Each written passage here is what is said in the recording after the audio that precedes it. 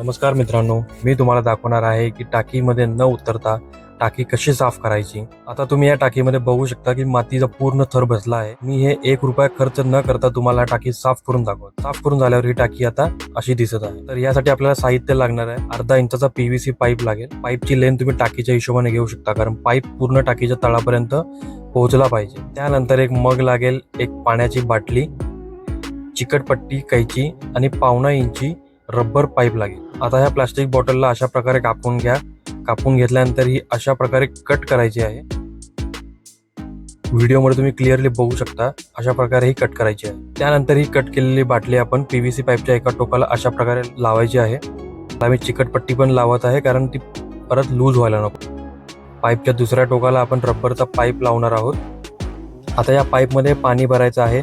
पाणी पूर्ण भरल्यावर अंगठ्याने एक टोक दाबून ठेवायचं आहे। आपण असं का करतोय, तर आपल्याला तोंडाने पाणी ओढायची गरज पडणार नाही। हे असं केल्याने पाणी ऑटोमॅटिक खाली यायला सुरू होईल।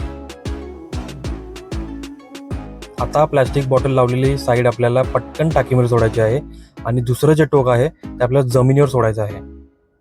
जसं तुम्ही दुसरं टोक खाली सोडाल तसं व्हॅक्यूम तयार होऊन पाईपमधून पाणी यायला सुरुवात होईल। लक्षात ठेवा, ह्यासाठी कमीत कमी अर्धी तरी टाकी भरलेली असणं गरजेचं आहे।